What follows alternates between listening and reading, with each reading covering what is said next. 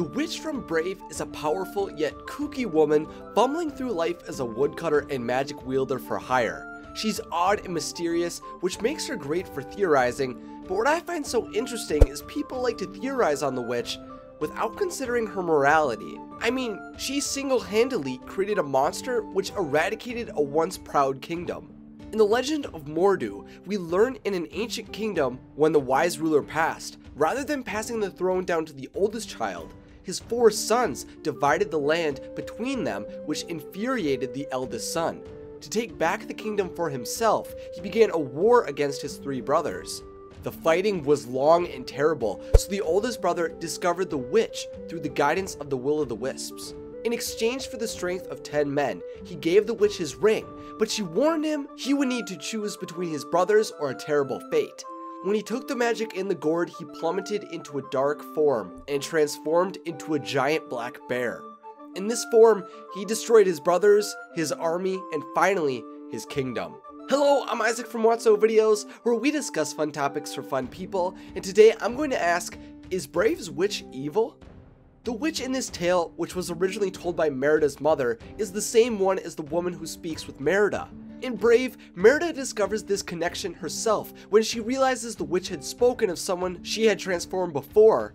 The crest on the ring the witch showed was the same one as the crest on the archway, and the stone of the 4 brothers was broken just like her tapestry. The story was no myth. Of course, Mor'du had the choice to use the magic on himself, but the witch provided him with that magic, indicating she may really just be casting magic for the money without a moral compass.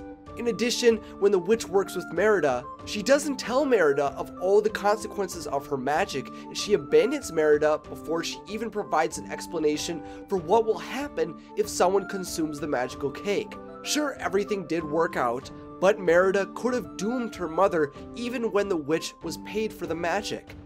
At this point, the witch seems shady, crooked, and irresponsible with her use of magic. But to discover if she is truly a malevolent destroyer of kingdoms, we need to look into the magic of Brave's world. The magic in Brave is tied with fate, and that's really what the story is about. Do we create our own fate, or are we all tied together in some grand plan? At the epicenter of the magic in the film is the Circle of Monoliths. No matter how they enter the forest or where they go, they keep coming back to this location and are drawn in and away by the glowing Will-o'-the-Wisps.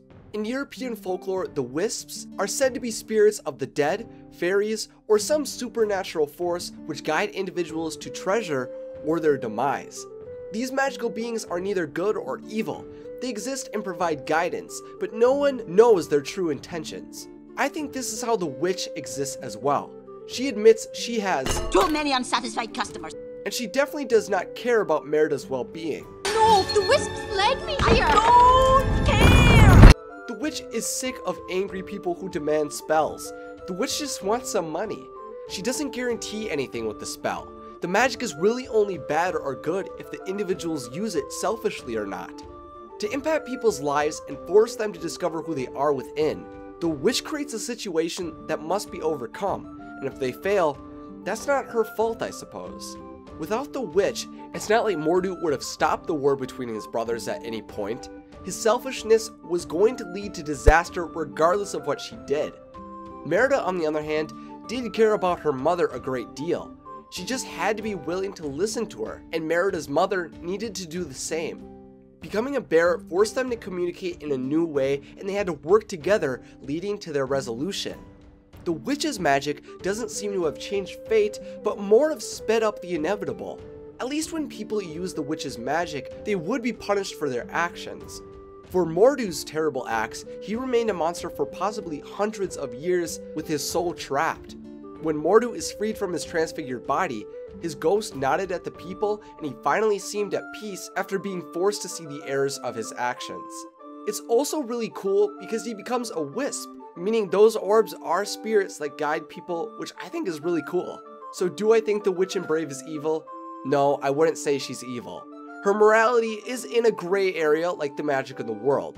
Selfish and war-hungry kings are given the same treatment as a bickering mother. The wisps are spirits and guides that ambiguously lead people to a happy ending or their demise, and the witch seems to provide what is best for people through pressure to show who they truly are. yet she doesn't care about anyone and sees individuals as customers. The magic in Brave is just weird and complicated. So now it's time for your thoughts. What do you think of the witch in Brave? Is she evil or something else? Let me know in the comment section along with any other ideas you have for future Discovering Disney episodes. If you'd like to continue to theorize on Brave, then I'll leave the links to the movies and the resources I used in the description of this video. If you enjoyed this video and you'd like to see more like it, then remember to subscribe to Watso Videos and click the bell if you'd like to be notified when I post. To go infinity and beyond to support my channel, then consider checking out my Patreon page. Thanks for watching and have a magical day.